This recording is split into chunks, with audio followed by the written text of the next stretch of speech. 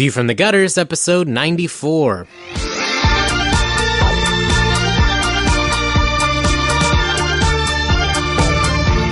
Welcome to View from the Gutters, the comic book podcast where each episode we discuss a collected edition, trade paperback, or graphic novel, and then recommend and vote on the book for the next episode. Warning: the discussion portion of this show has massive spoilers for that book. On this episode, we discuss Ms. Marvel, and, to skip ahead to the recommendation section, skip to 109.11. I love Jeff Goldblum. And on that note, welcome to View from the And Gutters, the Jeff Goldblum Man group is my 94. second favorite.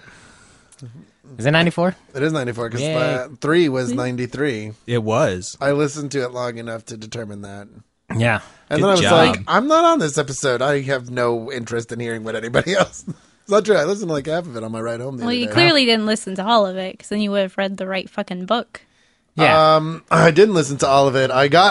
Funnily enough, I was listening to it on my commute home, and I got to the part where you guys were all like, "Oh, Joe, blah, blah, blah." And I just find it tremendously amusing that you're talking about me when I'm not here, because that's just, I don't understand. But we know you're going to listen. But so it's like you are here. I don't listen to episodes. I don't even listen to the episodes But you were listening to it, though. I was. It was a fluke, though. No. But what I want to know, I'm so confused. I mean, you think it's amusing that we talk about you when you're not here, but I mean, we talk about you when you are here too. Yeah. It's not like we're talking behind your back. No, I mean, we are talking behind your back in a public forum for you to listen to later. It's nothing. Is that passive aggressive? No. It's openly aggressive. Yeah. Blatantly hostile. Blatantly hostile. Anyway, I'm Andrew Chad. I'm Joe Preddy. Brant Gillihan Eddy. I'm Kaylee Fleeman. And I'm Tobias Panshin. I'm Cade Reynolds. Oh, wait, no. And I think it's funny that after finally remembering what episode it was last week, this week you had no idea. No, but he got saved from even having to say that. I didn't even have to ask. Joe told him. I stepped in because I remembered. Yeah. Because normally I don't fucking know. Because you were listening to the episode, even though you never listen to episodes. I don't know what... I always think to myself, I should listen to the episode because I wasn't on it, and as much as it pains me to say it, I do this with you because I'm interested in knowing what you guys think most of the time. Honestly, I had nothing else to listen to because the other podcasts I listened to or I had already listened to for the week. So I was like, oh, just pop it on.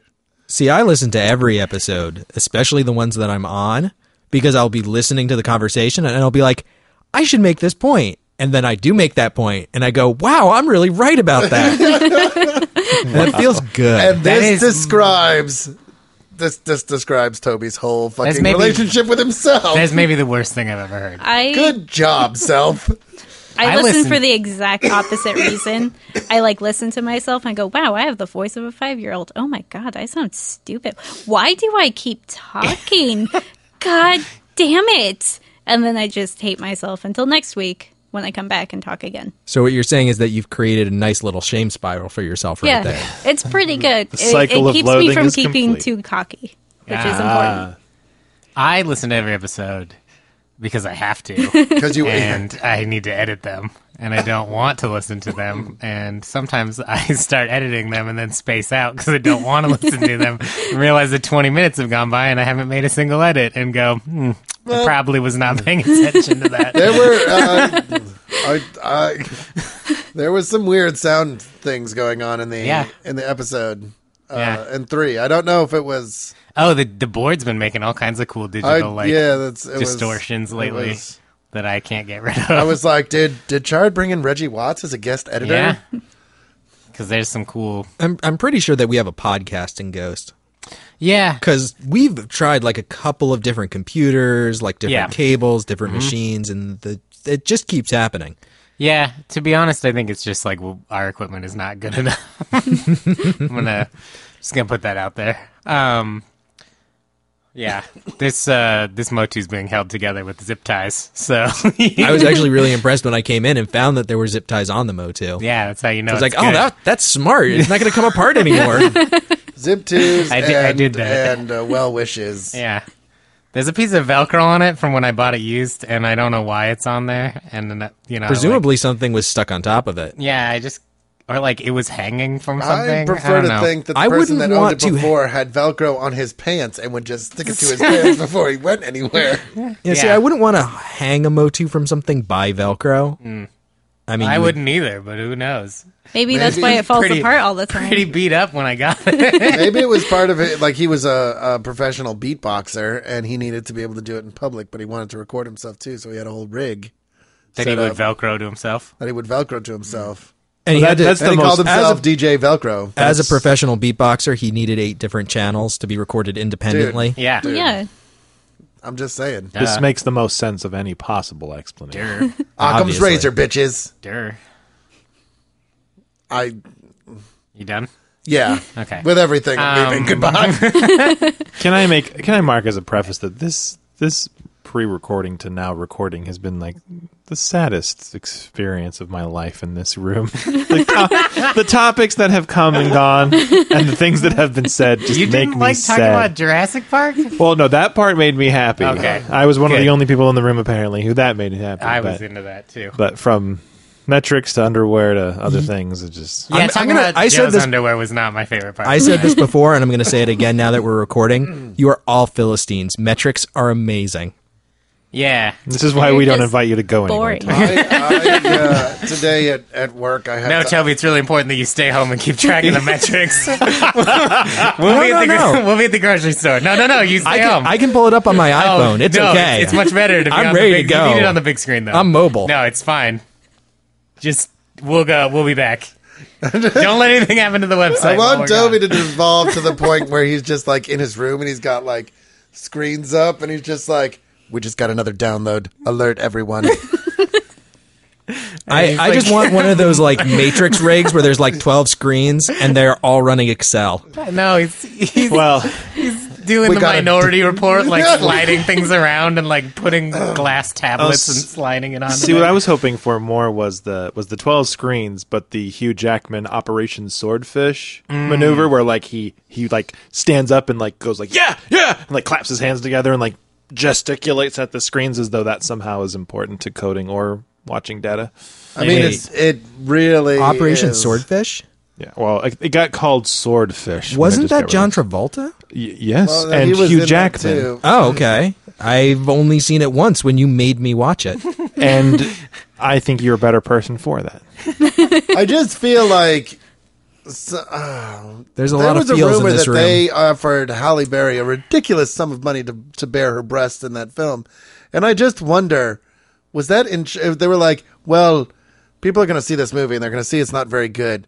But they'll come to see Halle Berry, who was like had just become like A-list at that point, like bare her breasts, and I was like, "Is this really what we've come to?" Like, yeah, I'm just surprised at how much they paid her. I mean, I would have done it. Yeah, for free. it was a ridiculous sum of money. They could have had me. Like, I would have done it. Well, why didn't they take you up on that? How old were you at that point? Oh. Probably 12. Way under it. I mean, they offered me $50 and I was totally going to do it. And then they were like, we got Halle Berry. I mean, don't get me wrong. I'm all about the charred titties. But yeah, I mean, underage, 12-year-old charred titties. I don't know. That sounds like trouble. This is what I'm saying. I'm so sad. Yeah, well, I guess I've spent all day being sad. Like, hey, guys, I've got an idea. No. Let's talk about comic books. No. I don't want to do that. No. We're going to talk about... Joe's sadness. No, I just... Hello, darkness, my old friend. It's like, I have a short week at work this week, but we decided what we're going to do, me and my supervisor, is we're going to front load the week. So that Monday would be our busiest day. So that Wednesday, we would not have as much to do, so we could get stuff done around the actual place where I work. But, like... It's one of those things where the weather and everything else conspires against us. So everything ends up taking a lot longer. Was today the lightning storm or was that yesterday? No, that was yesterday. And I fucking woke up in my bed thinking that like the world's biggest semi-truck had lost control of itself and was careening towards my bedroom. And I like waited 5 seconds and I was like, it hasn't crashed. I'm going back to sleep. This is how you know people are not from the East Coast. Yeah, right. I woke up and I was like, Thunder. oh. Thunder. I'm sorry. Excuse me. I was outside. I grew up in the at desert. work. I know what fucking thunderstorms sound like, but nobody stays used to that shit, all right? Especially the thunder that was coming out on Sunday morning. Because It was that wasn't impressive. thunder. That sounded like the wrath of the fucking gods, man. It was cool. It We did had- wake me up, we which had is the unusual. doc- Yeah, it woke me up out of a sound fucking drunken slumber. We had the dock doors open Oh at yeah, work. I was. and I was drunk too. That was impressive. Like this Oh is yeah, I not- was shit-faced. I remember now. I'm used to thunder and lightning. That does not bother me. But the thunder out here just seems enormously aggressive. Like, fuck you. It did sound like that. It did. Yeah, you're right. Like it vibrated the fucking windows in my apartment. It was impressive. That's what it does. It's just. Yeah. I heard 2 peals of it, Anyway. and then it went away. I heard 3. Oh But my god. let's fucking talk Brand's about Ms. depression. Marvel. Brand, put down the God in razor blade. heaven. All right, put it down. Grant, put that gun put it down. down. Put it down.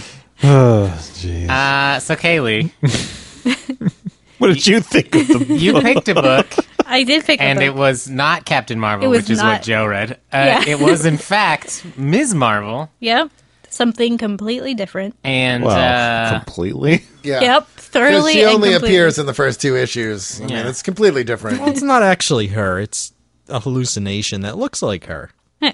right. And I'm assuming you reread it I did. for the episode. I did.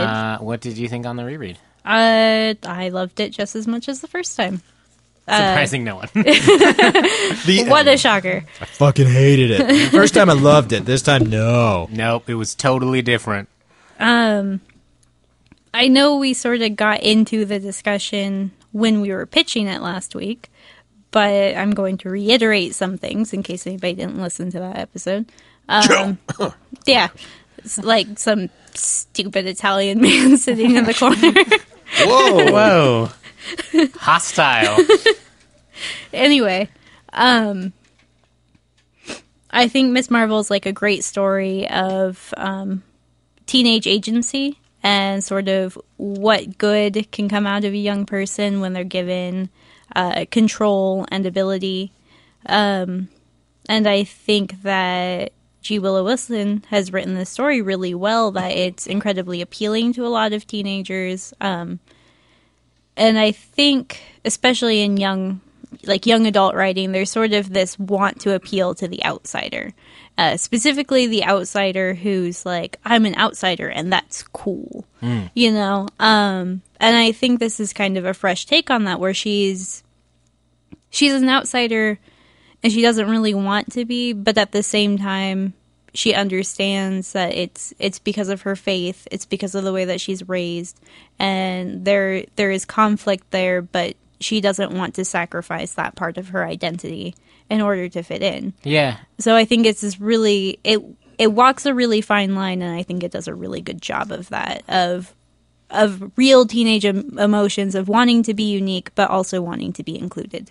Well, I think it's such a departure from what this book has been compared to a lot, which is the original Spider-Man. This is a very different person than Peter Parker. Like, Peter Parker was an outsider, but didn't want to be an outsider. They wanted everything about themselves to be different. Like, they wanted to be accepted by the cool kids. They wanted to be friends with, the cool kids, and they wanted to not... And they wanted to get the girl and stuff. I mean, in Ultimate Spider-Man, they kind of retell that a little bit. But in, the original Spider-Man, he didn't really want to be a nerd. He liked science, but he didn't want to be picked on for the things he liked. So he just wanted everyone to treat him like he was everyone else. And I don't get that feeling from Kamala. She likes who she is. She is an outsider, but it's because of the choices of her family and her choices to maintain her faith and stuff, and people treat her differently because they don't understand her, but at no point does she ever really see it as a detriment. It's not like Flash Thompson picking on Peter and being like, you stupid nerd. No one's picking on her for being Well, an and I outsider. think that shows more kind of a granular reality, right? I don't think... there are people out there who experience intense bullying in the way that Spider-Man did in the 60s, but the reality of most... I think most interactions with this kind of situation is like even the jock and the cheerleader type girl who she interacts with in issue 1 at the very beginning, they're not like openly malicious. It's just kind of like, haha, like what you can't eat that kind of thing, ha. Like she's just the cheerleader type girl. The blonde girl's just more insensitive than anything else.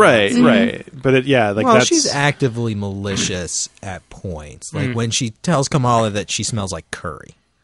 Like, that is her obviously baiting her. That was a compliment. I'm not saying that she's curry. Completely devoid of any hostility. I'm just saying, like, I think that's more, in a sense, realistic. Yeah, it's more of what bullying has shifted into. And, like, I'm significantly younger than a lot of you, but that was, like, the bullying that I experienced in high school. It was sort of this passive, like, snide remarks. And I think this comic portrays that really well, where it's not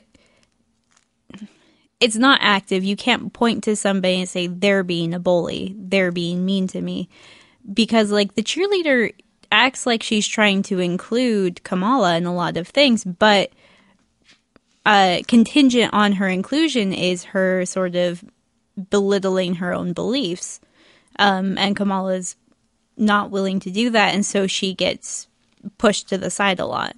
And I think that's sort of more in line with what a lot of people now experience growing up.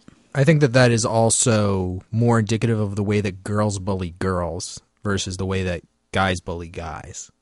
I wouldn't. I mean, some of the bullying I got was passive, but I definitely got punched in the face by Nikki in 7th grade repeatedly and got an A in PE because of how badly beaten I was every day. Girls get violent. Yeah. Okay. I mean, maybe I'm completely wrong. My high school experience was a lot of the girls were the much more physically violent ones than the guys were. Yeah, I got my ass kicked by girls. I got bullied a lot in school, and that was not my experience. Like, the girls would have the cutting remarks, I'm going to say, like, something that sounds nice, but it's actually, like, trying to drag you down. The guys would just beat the shit out of me. So, I mean, maybe that's just my personal experience. Well, I think that's the thing, is that it's really varied. Like, you can have really varied experiences. I think you get that now. I mean, we have a very different cultural landscape in various parts of the country. That's true. So I think that's reflected. I think there's also a general, I hesitate to use the word cattiness, but there's competition among young women, and they are not... Our society does a really good job of setting them against each other, but Audrey came home the other day talking about this big scary chick that beat the crap out of one of her friends. I mean, I think that there is a tendency to think that, but I mean, I've experienced when I was younger and much, it's funny, when I was 11, I was 5'1" and weighed 75 pounds. When I was 14, I was 6'4" and weighed 150 pounds. I didn't get bullied as much after that.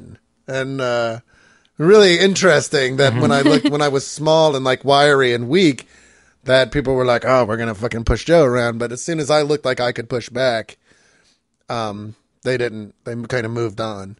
But I experienced a wide variety of bullying when I was young, and I think that the interesting thing is that I agree. I think Kaylee's right. There's active bullying, but there's also this kind of like passive bullying, ostracizing.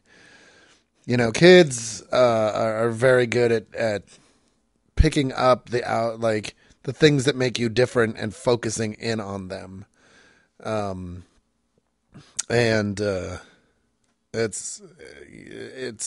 It's difficult. I think it's difficult to be a kid on the best of days.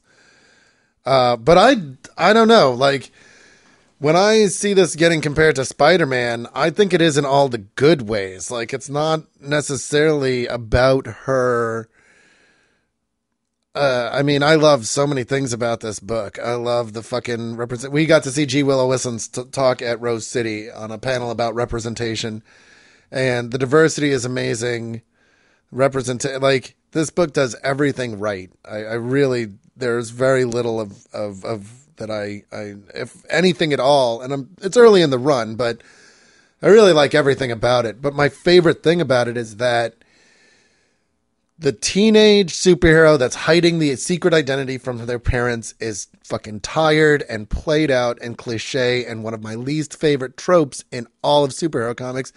But reading this felt good to me because she can't say, like, Kamala cannot say that she's a superhero, but she can still talk to her parents and she can still interact with them. And I love that. I love the fact that she's like, I can't tell you these things. You have to trust me that I'm helping people and I'm doing what I think is right. And like, I'm prepared to take the consequences of not telling you everything I'm doing. Like, that was so refreshing because I feel like that was a direct statement. That was a direct statement about Peter Parker syndrome, right? Mm-hmm. Like, we're not going to deal with this bullshit. We're not going to have Aunt May walking in going, Peter, what's this? And Peter going, oh, my costume is out. Oh, no. And like, you know, like, we're going to move past that and we're not going to sacrifice her relationship to her parents. We're going to deal with it in a straightforward way because that's who Kamala is she's a very straightforward young woman. But at the same time, it's not like invincible. She's not like completely open with her absolutely. Parents about what's going on. And so it still leads to some of that, like, how do you be a teen hero while, you know, you're hiding that from your parents? It's something we saw and really enjoyed in Brian Q. Miller's Batgirl. It's, you know, like... Well, it's that metaphor for the teenager who doesn't feel comfortable going to their parents, talking about the things that they're going through. Like, I mean, there's the very obvious sexuality metaphor for those kids who don't feel comfortable coming out to their parents. Mm-hmm. But in a more general sense, just like kids who get bullied or kids who are different or have interests that their parents don't approve of. Mm-hmm. You know, if your dad's like a very physical minded, like, you know, jock kind of guy, watches football every Sunday, and you're a knock-kneed little kid who really likes books and computers and My Little Pony and things that your parents aren't necessarily going to approve of, like, you're not going to feel like you can come to them and talk to them and be honest with them about those things. And I think that this works on that level. I mean, it's just, there's a lot more than that, too, because it's not just about your interests, too, but, like, your parents were raised in a different generation than you were. So, like, they probably feel very differently about things than you feel about them. Like, representation in the media is something that, like, my parents probably have a lot bigger problem with than I do because, like, they don't understand why it's important because, I mean, they don't see it as a problem, but, like, the generation that I grew up in is, like, more aware of things like that just because people have spoken up about it more, I think, and louder and in a more public setting via the internet now than was available in my parents' time. So there's a lot of just like social things and political things I won't talk to my parents about still to this day. And I think that there's kind of like, there's a lot of great cultural stuff going on in this book. And what I really love is Kamala is a heroic character. She wants to do the right thing for other people. And her family wants her to do the right thing. But, so they have the same end goal, you know, like, Kamala, be a good person, do the right thing, help people. But she knows that the way that she wants to go about that is something they would not approve of.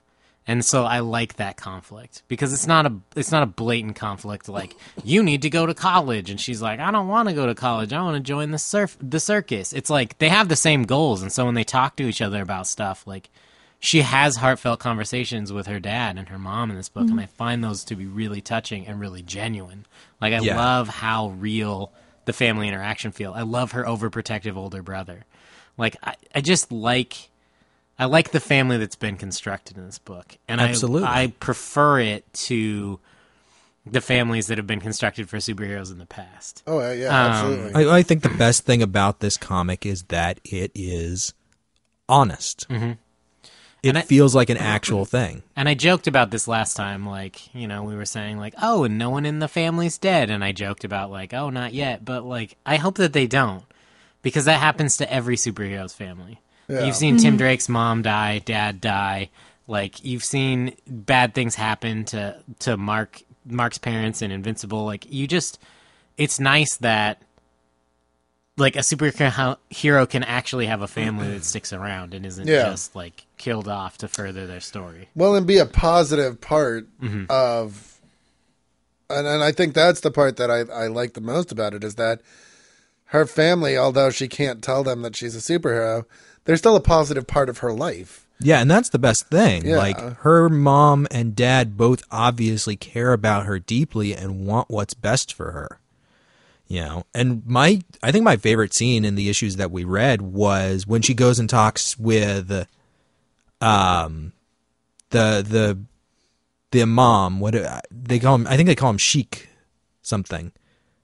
I don't remember. But the priest at the temple. Mm-hmm. And she basically tells him, like, I'm trying to help people, but I can't tell you how or why. Right. And he actually gives her really good advice and says, you know, I can't stop you from doing this thing, so I'm just going to give you the best tools that I can to do the right thing. Mm-hmm. And I thought that was a really great, really powerful scene because it shows that she really is, like, she's an earnest person. Yeah. She wants to help people, and she has people in her life who hold her back only in that they want to protect her. Right. When what she doesn't need is necessarily protection. Right. But they're trying to be supportive of her. Yeah. His name is Sheikh Abdullah. Sheikh Abdullah.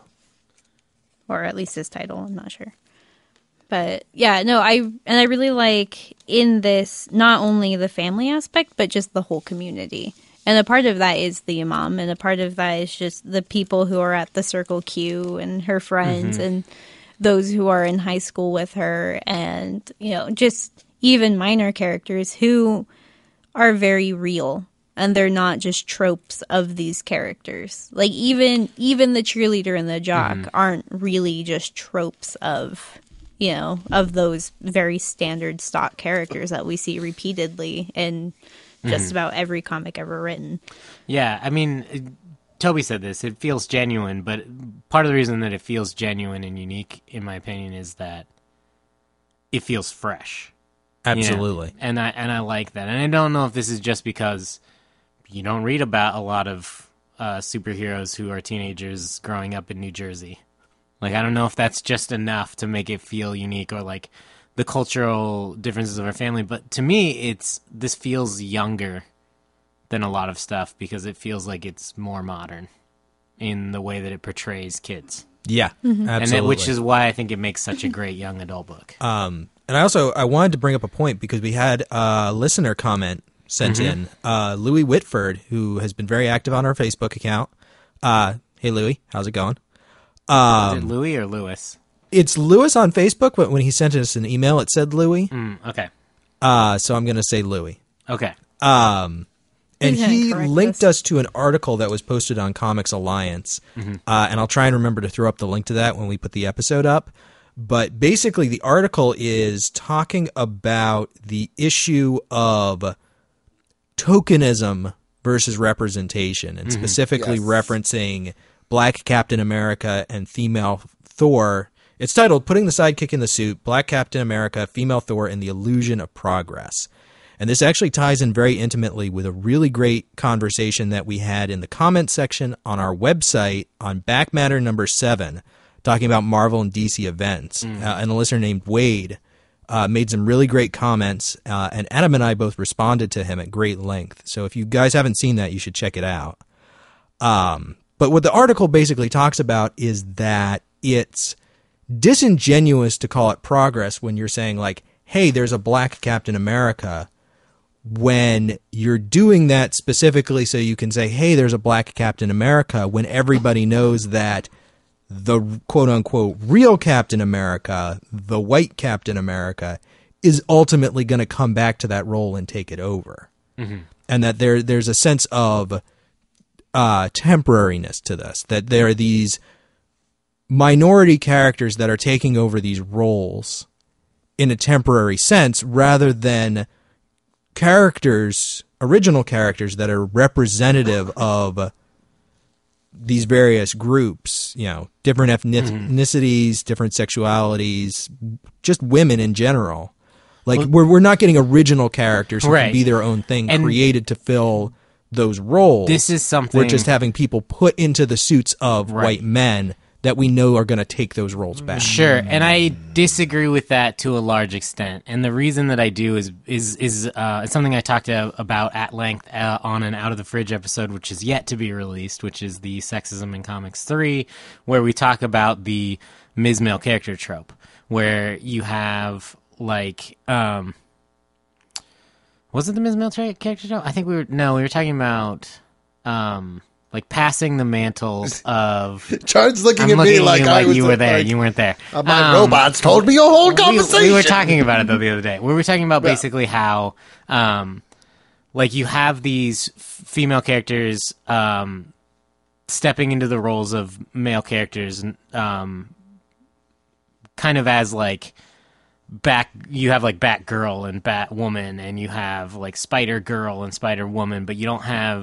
never have had female characters taking up the mantle of a previous female character, or being a sidekick character to a female character, kind of until Ms. Marvel. And something that I talked about on that episode was the reason you don't see brand new creations of female characters or characters with representation is because you're not seeing any new characters at all. And that's a point that Marvel, we made in our conversation with Wade in the comment section on and the website. DC are not going to create new characters. They're not going to. For two reasons. One, if an author creates a new character, like, they have to pay them for that. They have to pay a creation fee, or they have to take that character away from the author. In either case, a writer is more likely to just not create a new character so that they can save their creations for create-our-own books, which is the place that they should be using those create-our-own characters. It's also it's incredibly hard to launch a title with a brand new character. I don't think so. I think that with the right marketing and to me, it's more of you only have so many books you can put out a month. And to maintain the copyright licenses on these characters, you have to put out a book every so often. The trademark, or they'll lapse. Like, that's how Marvel lost Champions. Is they just forgot to put out a Really? Champions Is that what book, happened? Right? Yeah, they just forgot to put one out for like 30 years, and they were like, whoops. And they tried to launch a new one, and then an indie company was like, you don't own that anymore. That's mine. Champions. And so that was the one that Matt Fraction was going to write. I wondered why there hasn't been a Champions They changed book. the name of it to, like, All New Defenders or something, or... There was Fearless Defenders. Fearless Defenders, I think, is what they changed the name to. Because they couldn't call it Champions. Because they don't own the trademark to that anymore. So that's one reason, is, like, they have to maintain the trademarks on all these characters that they already have. And two, there are so many writers who would rather take their original creations to indie books rather than to Marvel and DC. So I think that you're right in that, it sucks that they're putting these characters... who are underrepresented kind of in token roles in these white men's costumes, but, like, legacy is going to be the only way we see new characters. It has been the only way we've seen new characters in Marvel and DC since the 70s, really. I mean, like, in the 80s, DC launched a couple... They did some new characters. You had, like, Vibe and There's shit a bunch of coming out. 90s characters that showed up and then promptly disappeared. Right. I mean, Marvel certainly had the larger grouping of them that have stuck around. Look at X-Force. Right. And a lot of the mutants from the 90s, they still exist. And were new creations. Even a lot of those, a lot of the X-Force guys were even older, though. They're 80s characters, like, showing up in New Mutants and stuff first. I'm thinking, like, well, I guess I'm saying New Mutants too, but like that bled from the late 80s into the early 90s. So and you have X-Men a lot of characters has kind of always been unique in that regard, because, again, the nice thing about X-Men is, like, you don't have to create an origin story for all these characters. You're just like, they are mutants.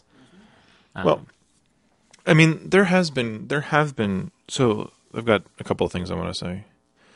I think the problem. I think that it's fair for people to be concerned about tokenism when you look at certain kinds of events. I think it's completely fair to be critical and even cynical. Mm-hmm. But, like, Jason Aaron has gone on record of saying, like, this is not a token execution with the female Thor. Which, now, spoiler alert, if you don't want to know who the new female Thor is, it's Freya, right? Mm-hmm. Odin's wife. Not sure that that's true. Well, has it been... That was what was implied in the first issue, as far as I know, but... I actually think it's somebody different. Okay. Yeah. Well, I think they're going to tease a lot of different. Well, regardless, So you have both the economic argument, like you can't necessarily launch new characters under new names and trademarks just due to the business, just due to the fact that like comics are a low margin business. How do you get those books out the door? I agree that I don't think that's necessarily as hard, but I think execution is key. If Sam Wilson's not just a paper cutout character, it's not like they just grabbed any random African American character and made him Captain America. They made a character with a long-standing narrative history with Steve Rogers into the next Captain America. How they execute that now and how they treat it later will be the difference between tokenism and I absolutely agree. And I think the problem is that everybody just wants to be like, oh, blatant cash grab, we're done. Fucking tokenism. It's like, no. Yeah, I think it's fair. Be cynical, but don't just discount it out of hand.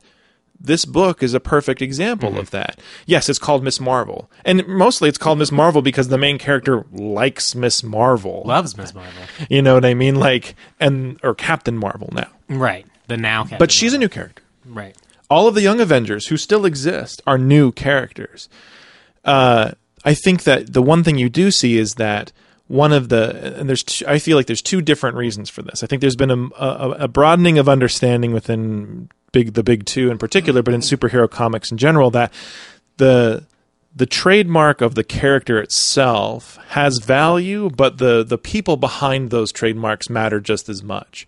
Miles Morales is a really good example. Like, you can throw a bunch of different people in spider suits, but people really gravitate to that character because of what he represents and all those things. And there's critique about what his background is and the fact that it's written by Brian Michael Bendis, but ultimately he's been a positive, multi-ethnic addition, and he's a new character. He's a legacy character. He's a legacy character because he's a Spider-Man. Right, but that's what Miles I mean. Morales is still a new character, but so there's that. Right. I think that, but I mean, he could tomorrow. They could put him in a different suit, and he could have a different name, and he'd be a different character. But my thought is that like this is why you have them as male character trope of like of females that are like Batgirl, Supergirl, and like the criticism that comes along with that is because most new characters are legacy characters. Yeah. So they are new characters, but their title is drawn from white men. Yeah, and like Miles Morales is Spider-Man, but he's like, that's a white man costume. That's what Toby's bringing up. Well, is that token? And I understand that's what this article is saying. Right. I very much agree with what both you and Brandt are saying. And I think the problem with that particular train of thought becomes something that, like, I think there's even good narrative reason. Like, Batwoman is a really good example of this.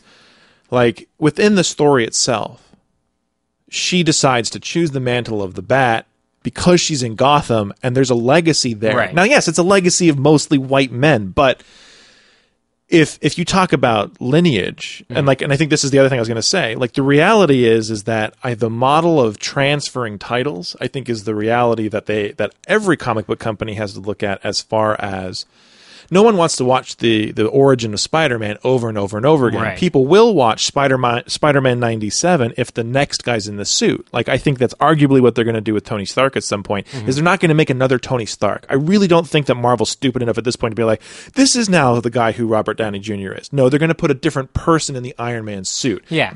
DC's had a leg up on this for a lot longer because of the way they constructed their universe. But I think that's part of it too, is now it's going to be a combination of not just the title, but also the person behind it. And you can still tell these different kinds of stories with a different person wearing the same suit. And I think, as the Edge of Spider-Verse is showing right now, you can even have completely out-of-the-wall characters show up who are not only differently named, tangentially connected perhaps, because comic book characters are tangentially connected. No one shows up in the big two out of nothing. I mean, they'll have a relationship with somebody, because that would, outside of someone either getting exposed to Terrigen Mists or literally being a mutant, no one can show up in the Marvel Universe and just be like, I'm this person, da da da da, and have like no one notice. You know what I mean? Except for the Sentry. Well, but there's a whole reason that no one noticed him, right? I'm joking. But no, and that's why I think it's so important that, like, we don't see a lot of new characters, because legacy is how they choose to introduce new characters. And I think that that's important. And even if it's not a legacy name, like, it's that guy's friend that this happened to, and it's that guy's cousin, and he gave her a blood transfusion, and now she has his power. Sure. Like, like, in some way they're related to a previous superhero. And the downside of that is, and really the only reason it's a downside, is because unfortunately, in the early days of comics, it was a boys' club, and so all of these male writers and artists were creating mainly male characters, and so those are the legacy characters that have been around for 70 years. Are white male characters. It's like I almost see this like legacy characters and passing the mantle of white men's costumes onto women and onto people of color and onto like more representation in the media as the Band-Aid that fixes the fact that it used to be such a white male-centric community. And it's like, yes, it can be tokenism if it's done poorly. Exactly what you're saying. Yeah, I think it could be just as badly done tokenism if you're just like, I have an all-new character with no personality and no whatever. In the conversation that we were having on the website, Adam made the point that a difference that's not a difference isn't a difference. Right. And we were talking specifically about Earth 2 Alan Scott being gay. Mm-hmm. And that basically the fact that he's gay doesn't change the character at all. And it felt like scoring cheap points. Like, oh yeah, we've got this character who's totally gay, and now we have a gay character. It changes his story only in so much as you can introduce his boyfriend in the first issue and then kill him in a train crash. Exactly. So that felt like sad tokenism. Boyfriend in a fridge? But it was a blatant fridging. A lot of what Marvel has done, and this is going back to the execution issue, and things that Chard has said in the past, like you take that character and you replace them with somebody else, and the story is completely different. Mm-hmm. Read Ms. Marvel. Yeah. Anyone else but Kamala Khan in this story, you have a completely different story. Like, that's not tokenism. Robbie Reyes. That is a honest character. Yeah, Robbie Reyes is Ghost Rider. You know, like, you would not have, if you took someone else and put them in the Ghost Rider mantle, like, you wouldn't have the great brother. I didn't even know that book existed until about a week ago, and that it was going on. And I was just like, oh my God, that sounds awesome. I have to go read that. Yeah, it's fantastic. Jaime Reyes as the Blue Beetle. Yeah. Brian Choi is the only one. Rich reminded me a lot of this in its pre-New 52 incarnation when it was really fun. Good. And like, the interesting part about a teenager having powers is not the fucking melodrama. It's a teenager having fucking powers. It's like Tech Jacket has always made me feel like that, where he's just like excited to learn to use his powers. That's what's just fucking like, great about it. All this cool future tech. And the worst thing they did to poor Jaime Reyes in the New 52 is they made it incredibly melodramatic. They started immediately fucking with like his friends and threatening his family and all shit that just is tremendously uninteresting because it's been done 1 million times before. And I think it shows a very narrow understanding of what drama is. Absolutely. Yeah. Drama is created by characters or by people. Melodrama is created by situations.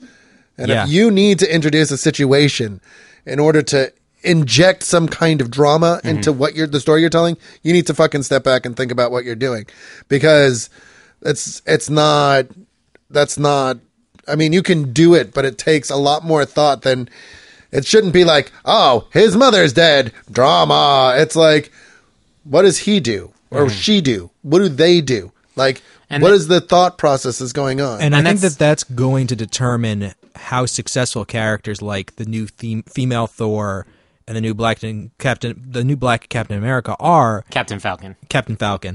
Oh my God. I just realized all the wonderful potential there. That's all I've been calling him. It bothers everyone. The Falcon Punch! The measure of success is going to be, what did those incarnations of the characters do that is different from what the original incarnation would do? Mm-hmm. And or could do. In what sense are they unique as characters? Well, and that's like... Well, and step one is not referring to them as the Black Captain America and the female Thor. Right. Which is why they didn't name those books Black Captain America and Female Thor. Nor should they. And well, oh my God. You get on the internet, they think they should. My Lord. The Thor thing is a little bit awkward. I would totally pay to see a 70s blaxploitation film called The Black Captain America. I'm sure had Black Captain America. With the whole Young Avengers thing and Patriot. Well, and Truth. Yes. Yeah, I mean, I think... Oh, shit. That's gone.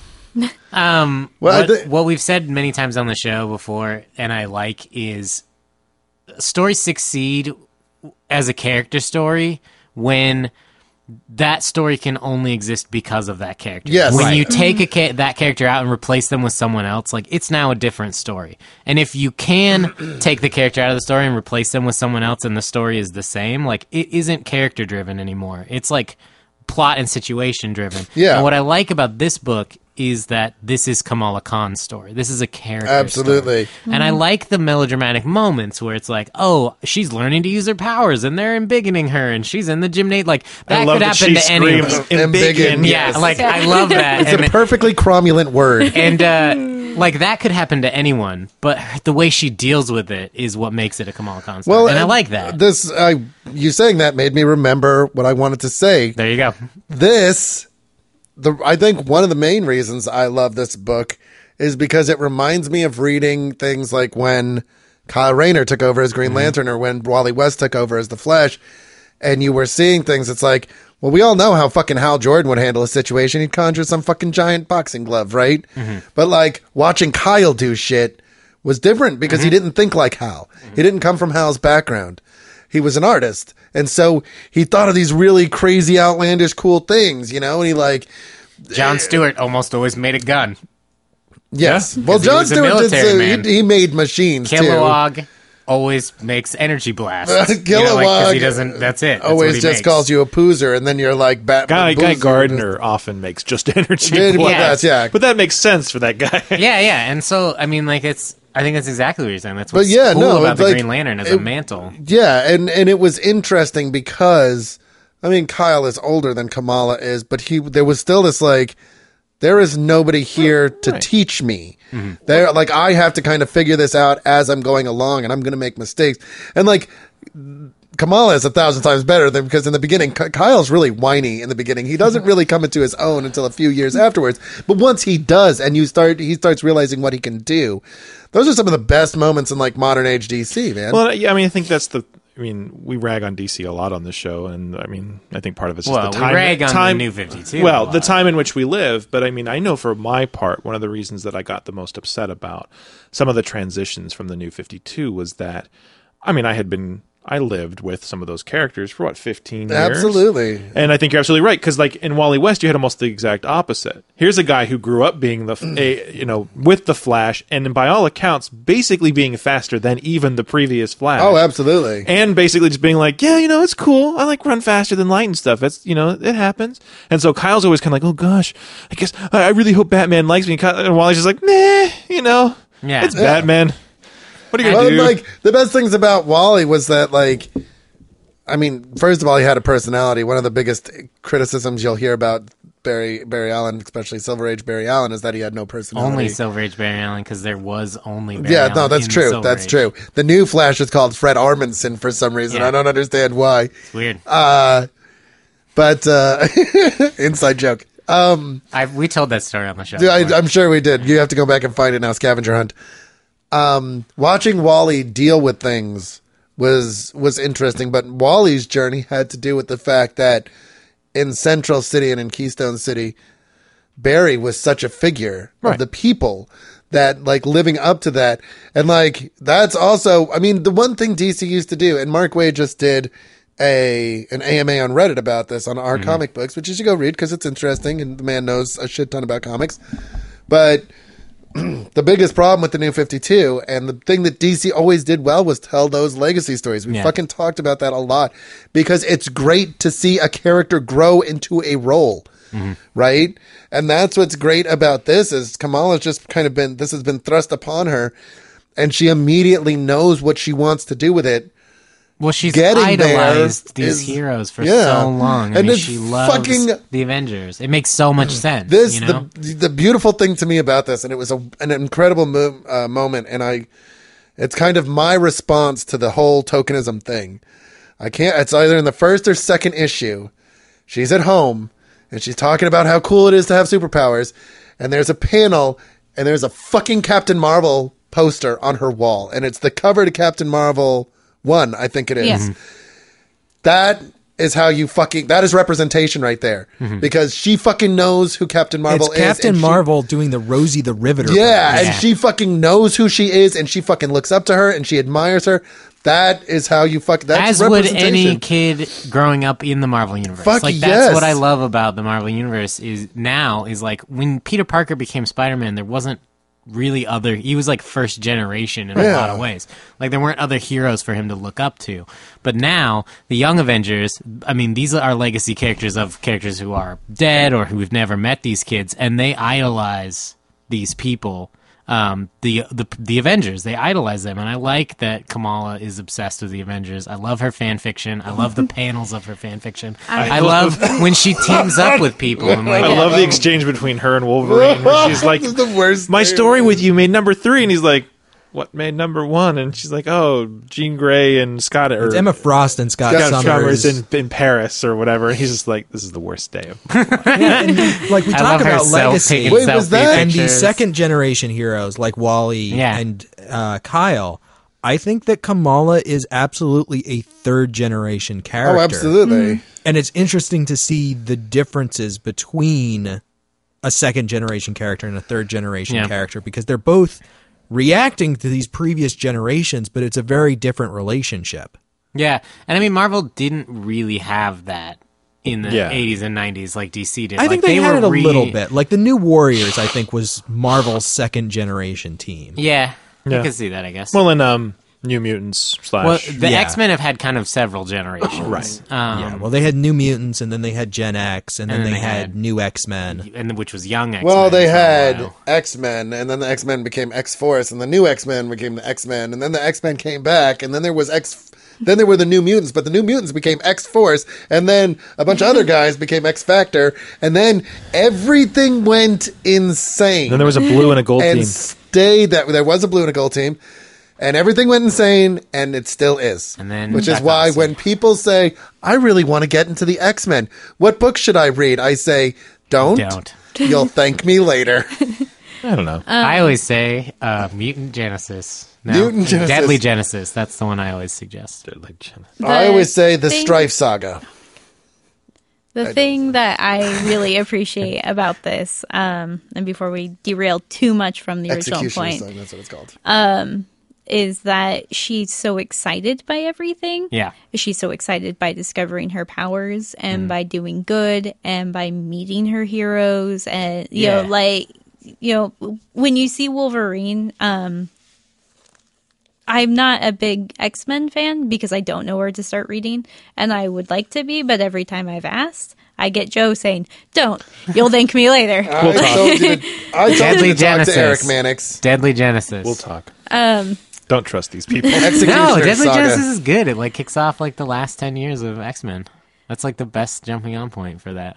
I guess. But You can start more reading- modern if you want, but Reading Miss Marvel now gets me excited about the whole Marvel universe. Yeah. Like, I've started picking up just more things, and I'm like, I got to get that second trade of Captain Marvel, and I have to start checking out X-Men. I have to check out this. Black I have Widow. To That's- okay. There's all these things that I'm like really excited about, and I think this does a really good job of not only representing this one character, but representing the universe as a whole as not this doom and gloom place I think a lot of people want it to be, but it's exciting. Like, bad things happen, but there are superheroes going around and kicking ass, and it's awesome. Toby and I have talked about the fact that like some of the cool things about what's going on in Marvel right now is you have kind of like you do have the doom and gloom books, like you have Avengers and New Avengers where like everything is going wrong, the world is falling apart, the universe is shit, the Cabal is blowing up planets, and then you on the side you have like all new Ghost Rider and Ms. Marvel and Black Widow and Punisher and She-Hulk and like all these books that kind of exist on the periphery of Marvel, yeah. that all have a slightly different tone. Well, and I think that was the one kind of success about the transition. I know that Toby and I talked about this on air, and we talked about it privately about like you not liking Dark Reign because it casts kind of like this omnipresent shadow. And I think that one of the things that was really good was that transition to the heroic age, where there still were books like the Prime Avengers book where it's like Kang shows up and he's got a bomb that's from the future that will blow up everybody, and they got to do all this stuff. But then in Secret Avengers, you have all of the Secret Avengers eating a meal at a table, and at one point Spider-Man turns to Wolverine and says, "How is it that you're able to be on so many teams?" And Wolverine says, "My superpower is that I can be on any number of teams." Multitasking. Don't tell anybody. And like it's really lighthearted as they like go break up a Hydra thing in a mall. And so I think that ever since then, they've done a pretty good job of having that scale and scope and diversity in there. I've said it privately, and I think I've said it a bit in public. It's the Axel Alonso era as editor-in-chief of Marvel. It's been incredibly successful as far as I'm concerned, and I hope that he sticks around for a really long time. And I think there's flickers of that stuff happening at DC. I think that there's so much momentum behind the stuff that they did, and we'll see if Convergence leads to some better chopping up and breaking out of that stuff. Well, you've got stuff now at DC that's being published weekly or monthly that is not in the New 52. Right. Like, you have lighthearted books that are New 52, like Gotham Academy and some other things, but you also have books like Multiversity that are not New 52 books. Which is, I think, Grant Morrison's best work in years. I love it. But it does not have the New 52 stamp on the front, if you'll notice. Like, it is just a DC book. And so they're really starting to branch away from the idea. I mean, how long can you call it New 52 anyway? Well, and I mean, that's the scuttlebutt around Convergence. Yeah. Is that may very well break it apart. Right. And so, but I did want to respond to what Kaylee was saying in terms of representation. And I think representation isn't just about going, this character is like me, so I like her.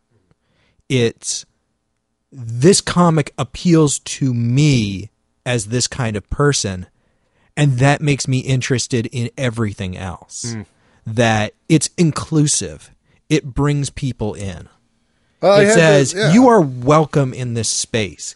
Here is this person that is like you, and here are all the people that she knows. This is her community. We want you to be a part of it too. And I think that is incredibly important, and I think it's one of the things that Marvel is doing so right now. One of the technical things, there's two technical things about this book that I'm kind of impressed by, and I'm really interested to see how they continue. There's most of the art of the 9 issues we read was by the one artist, except for 2. Phenomenal. Adrian Alfonso. Right. Yeah. And then the phenomenal art. Alphona. I don't think it's Alfonso. Yeah, There's no S. Alphona, excuse me. Then issues 7 and 8 are by Jake Wyatt.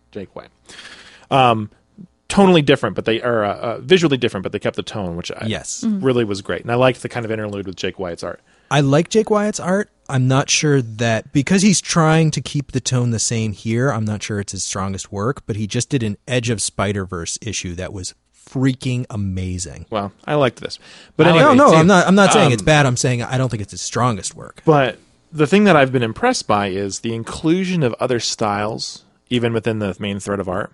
So, like, at one point, Kamala's saying something or does something, and she actually literally has like a manga reaction where like her face splits open, and then of course the one that really leapt out to me was when she initially has the vision of like Iron Man and Captain Marvel and who's the third one? Captain America.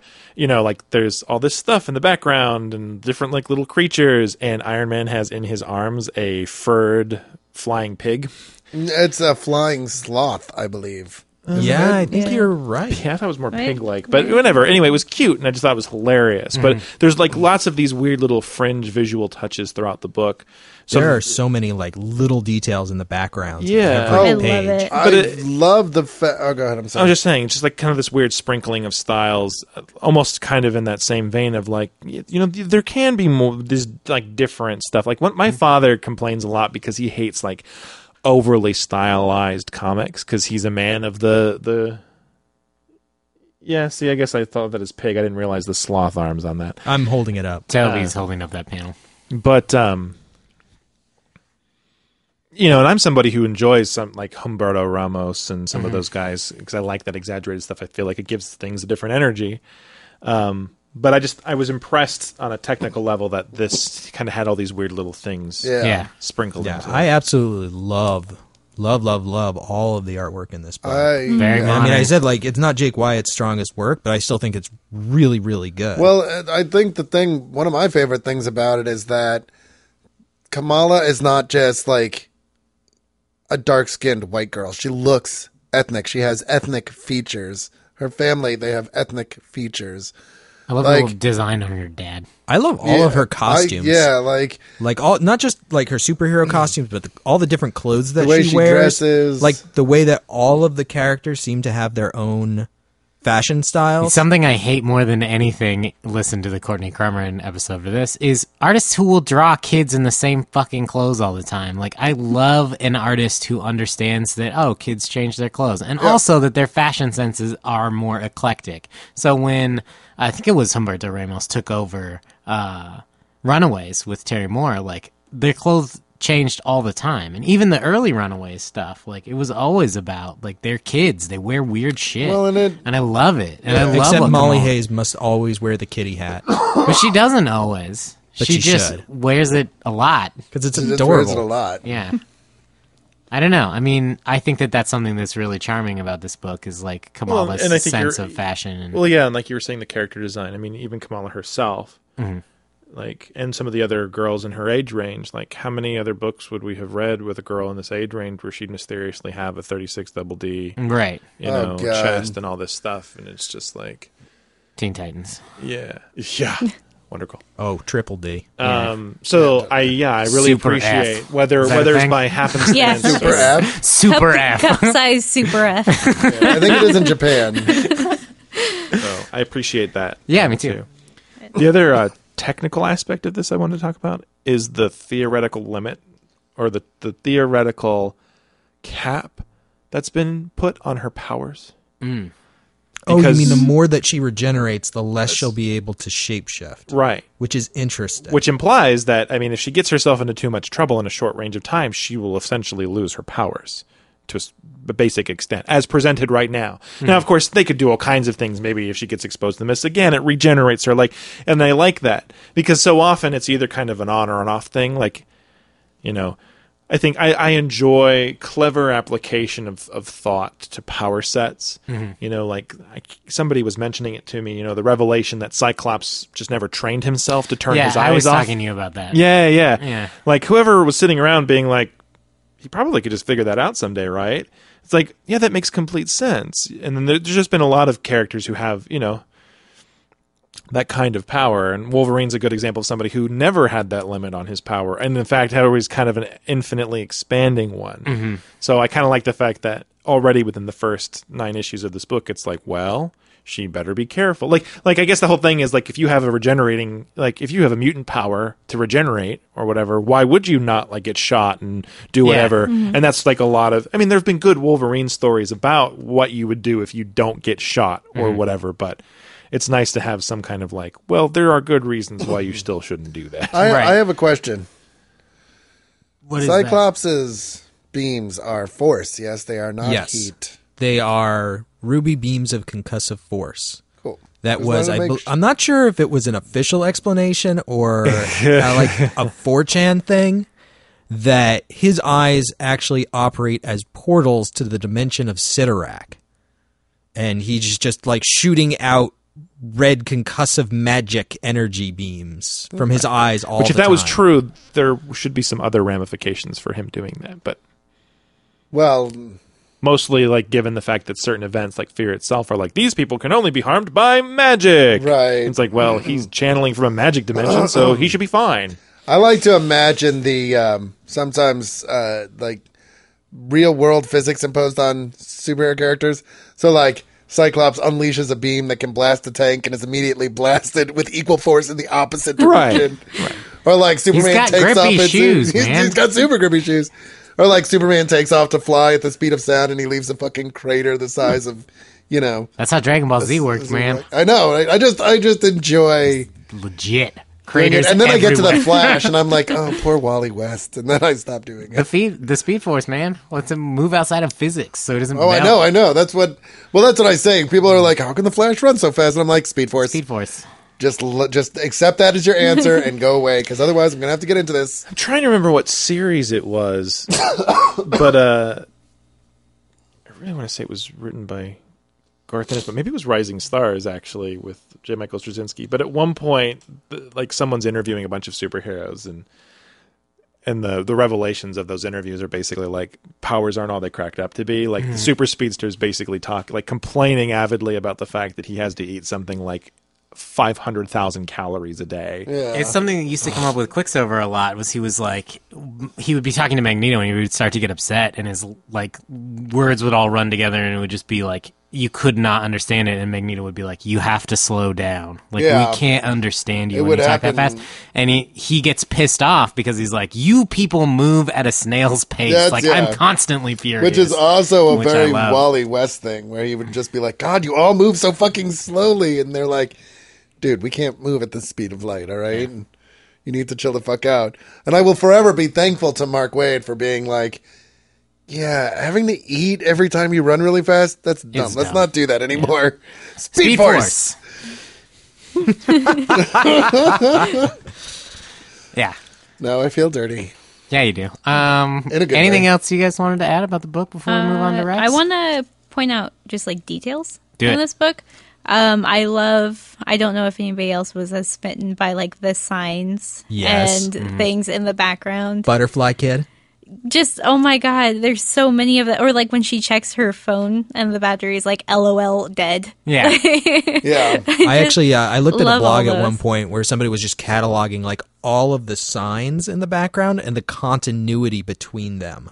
And like you'll see like a thing announcing a thing in the newspaper, and then later you'll see a sign for a store that like correlates with that. Nice. Yeah. Like there's a remarkable amount of continuity going on in the background, and I was looking for it through most of when I was reading, unless I got like really wrapped up in the story. Yeah. But there are also like the Butterfly Kid, like a lot of repeating background characters that keep showing up. Like this little fat kid who is always carrying a butterfly net. And like you see him catching a butterfly at one point. It's weird. But it's so good. He's catching them for Agatha. Yeah. Legend of Zelda reference. I also like the fact that the family is so just accepting of the fact that Lockjaw is like this humongous dog. Yeah, she's like a big I love the sign that Lockjaw was wearing when he showed up. My name is Lockjaw, and I love hugs. And I love Lockjaw, so that just... I love the Inhumans, and Medusa in this was so it was cool, awesome. and like, I'm just a I big love the fan way of that this. Medusa was drawn Yeah. in this Yeah, it was story. weird Good. seeing Like, her her like this, hair because the looked last really time good. we saw her, it was in Paradise X, and she was just like, hair everywhere. Yeah, that's what I like about But Medusa. Well, she's Although got it some was a extra little bit- time on her hands now because Yeah, she's so like she one of can- 5 wives. She can get the bangs done. Well, Black Bolt is quote unquote dead right now. I think He's assumed to be dead, even though Space he's really not. dead. Space Dead. It's the best kind of dead. But yeah, I don't know if it was just the angle, but it kind of looked like Medusa had bangs, which is not a thing that should be. Because her hair infinitely grows. Yeah, But or what if it's, she like, can? But she can uncuttable. control it though. Maybe she just retracted the front. Yeah, Maybe. I possible. don't know. It's like Wolverine claws. She Like, can I just, thought like, that- put them I thought out that a little her bit if she hair- wants. I thought her hair was unbreakable. Yeah, but she could like. Doesn't she grow it out? I mean, because I she don't know. uses it to like grab stuff. No, I think it's always been. I don't know. I will say this. Every so often, you get the joy of reading a comic book, and you put it down and you go, "This is what superhero comics can be." Yeah. It happens with Mark Waid's Daredevil. I think it happens with Hawkeye. And it happens with this. It happens with Captain Marvel, too. It's like, this... In this world she's created, with these characters she's created, G. Willow Wilson has created, you could tell, like, just because you are light and funny doesn't mean you can't tell those serious stories. It doesn't mean that you can't tell the darker sides of things. It means that there's a rebound area to go to. Because when your whole universe is dark and dingy and dirty and nasty and fucking awful, there is no rebound zone. And reading this, it's like, anybody could pick this up and read this, man. Like, Audrey would fucking love this. I think it's like, a fantastic gateway book. yeah, abso-fucking-lutely, man. It doesn't have the intimidation factor of big numbers on the cover. The characters are all well realized. They're well characterized. The art is fucking amazing. It looks great. It looks like a comic book. You know, it's visually stunning. It makes you want to read it. It makes you want to go over it looking for those background details. It's what comic books, it's what superheroes can be. And this is the thing, like, the reason I'm more likely to kind of give Marvel a chance and see what they do with Sam Wilson and see what they do with the new Thor is because they're pulling off shit like this. and it doesn't feel like I'm being pandered to. It doesn't, like reading Captain Marvel, it doesn't feel like I'm being pandered to. It's like, hey, we have this person that wants to tell this story. We're going to let them tell the story in the way they want to. And that's it. That's what we should be doing with comic books, superhero stories. We've said it a lot, but that's it. That's your heart and soul right there. Because if the new blood stops coming in to write new stories, then you're left with a bunch of 80-year-old fucking characters that nobody cares about. Yeah, buddy.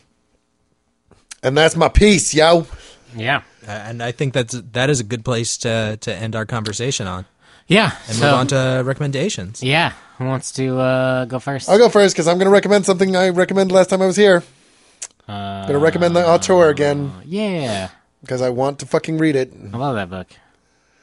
I want to read it. Are you going to repitch it, or are you just going to make people go listen to the No, I'm going to repitch it. It's about... God, I can't remember how I pitched it the first time. It was awesome. It's basically... Was it? It's...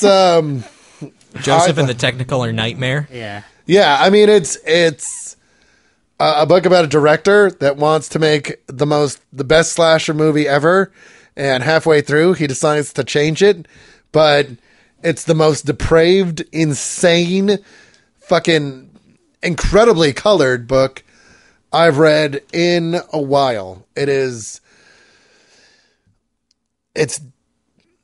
don't know if it's good. It's good. It's good, but I love it. It's troubling also. There are definitely... It's disturbing. It's just... But, yeah. it's intentionally disturbing. No, absolutely. Absolutely. But it's... Oh, my God. It's so good. And it's not so disturbing that you're like... It's not like Human Centipede disturbing.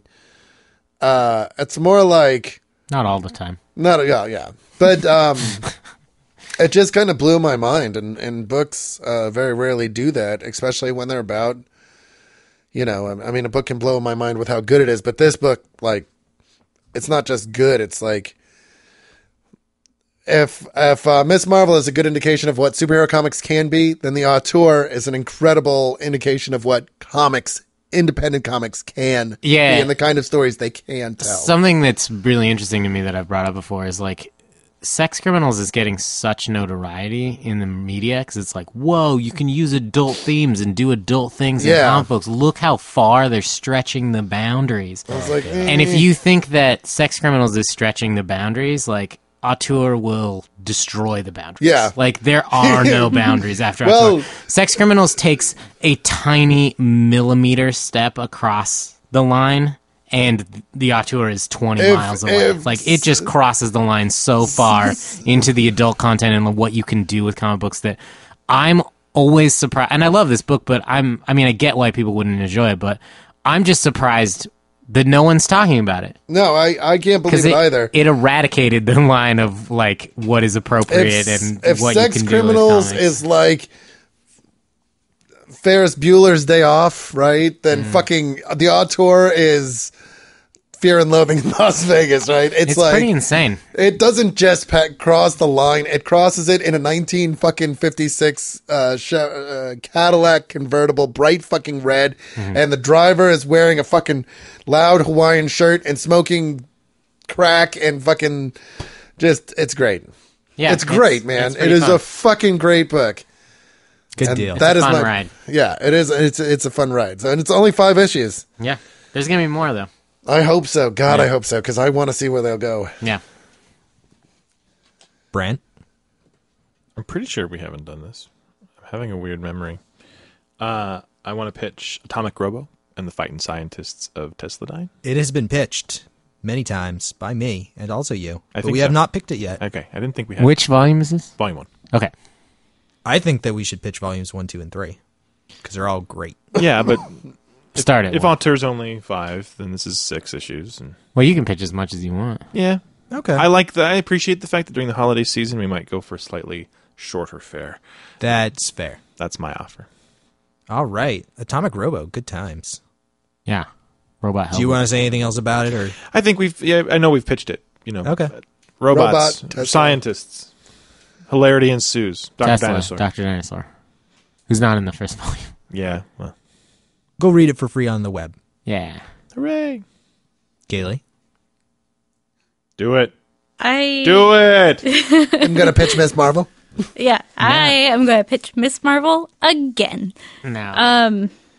No, I'm torn because there are some comics I actually really want to discuss. And pitch them. But I feel like Captain Marvel is the next logical step, and god damn it, we haven't read it yet. So Don't pitch Captain Marvel right now. Don't. He's saying that because he wants to because- be able to pitch No. the auteur and have it voted. He's saying that because he's upset that he read it on accident instead of Miss No, that's not it. Because I actually didn't. I already read the trade. I hadn't yet read the what I thought were the issues not in the trade, which is actually close to like a couple years worth. So I You just fucked up on every conceivable level. I did, but it's not that. It's because just I think you should wait.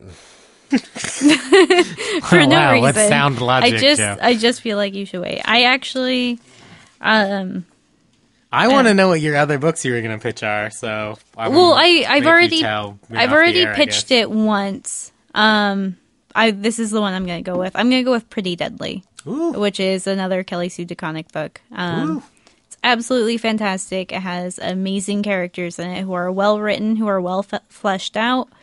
And it's set in a Western, which I have a lot of nostalgia for, because spaghetti Westerns are my favorite thing. But it's fantastic, and I would like to discuss it. Okay. I was going to pitch a new book, but at the last minute I pulled an audible and decided to pitch something that I pitched a long ass time ago. So I guess it's a week for redemption picks. I'm actually bringing a redemption pick as well. Oh, goodness. Then it is. Good. I'm glad I'm not the odd man out.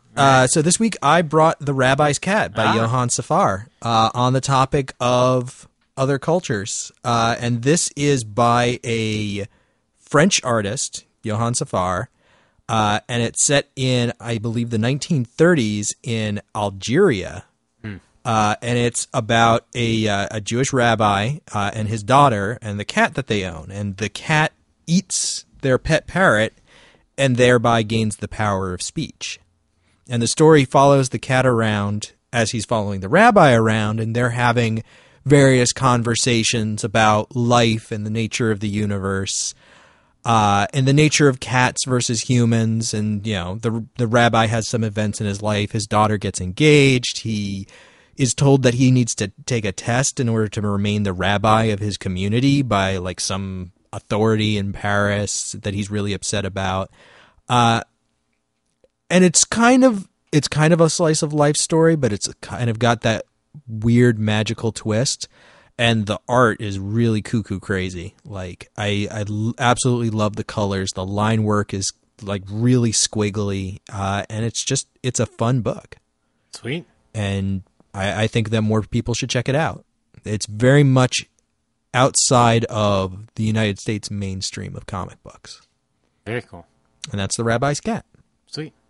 I am once again bringing an Image book, and something that I've kind of like. The part of the reason why I'm doing the 52 weeks of Image is because I like constraints, and because you want there to be a good 52 out there. Yeah, right. And also I like constraints. It helps me pick books and stuff. So not only am I only pitching Image books, but something about the 52 weeks of Image that I've kind of constrained myself to is like once I bring a book for the 52 weeks, like I'm not bringing it back. Like there will be 52 separate books. However, I am going to bring back a book that I pitched many years ago on the show that we did not read, and I believe I pitched it right after we did I Killed Giants because it's written by the same writer, which is Joe Kelly.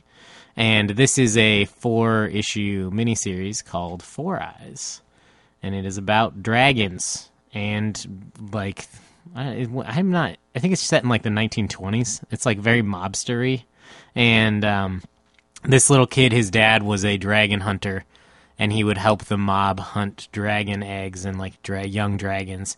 They would capture them and they would take them back, and they would fight them in arenas for like betting. And so the mafia like owns these fighting dragons. And then some not so awesome things happen to that kid's dad via the mafia and via dragons. And so this kid basically has to continue to pay off his dad's debt to the mafia by becoming a dragon hunter in his dad's stead. because that's how they pay their rent on the place they live. So, and it's really interesting. It's a very cool period piece and fucking amazing art on that book. I think it's absolutely outstanding.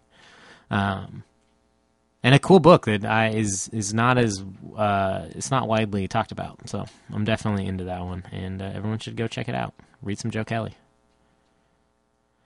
So Joe, what would you like to vote on for next? I'm going to vote for week? Pretty Deadly. Sweet. I'm going to vote for Four Eyes. Sweet. I'm going to vote for Four Eyes. Well, I'm going to vote for Atomic Robo. well.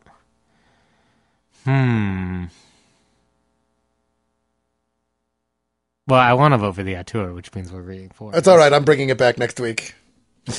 Oh, come on. I know. Don't get you brought fucking. How many times did you bring Queen and Country in a row? Like twice. I'm gonna break that record. We had 2 votes for Four Eyes, 1 vote for Pretty Deadly, Yeah, and 1 vote for Atomic Robo. So Robo. I can't pick either of those. So I have to pick the auteur. Yep. Or Four Eyes, which I can't. Oh, I could pick the Rabbi's Cat. But I'm going to pick the auteur. Because I love that book and I want people to read it. That's okay. I know somebody who I want to loan this to anyway. Yeah. So we're reading Four Eyes for Eyes. next week. Another great image. And it's really short. It's 4 issues. So it'd be nice during the holiday season to not have to read a lot. As Brett said, I also am bringing short books recently. I will read it before I come here. Yeah. So yeah, thanks for listening, everybody. We got through the listener questions, comments. Correct? Yeah, there was just that one from Louie. Cool. So yeah, send us your comments and your questions on Four Eyes. Yeah. And we'll catch you guys next time. Yep. Bye, everybody. Thanks for listening. Night. Bye. Thank you for listening to Me From the Gutters. I hope our recommendations have inspired you to go out and find some new comics you'll enjoy. Join us next time for a discussion of our selected title, but like every week, we encourage you to read all of the recommended books. In the meantime, please leave us an iTunes review. It really does help new listeners find the show. You can also like us on Facebook, subscribe to our YouTube, and follow us on Twitter at ViewFRTHGutters. Feel free to email us at contact@viewfromthegutters.com. Please send us any questions, comments, or recommendations you might have. Be sure to subscribe to our YouTube channel as we post new videos every week. And thanks again for listening. And as always, keep reading.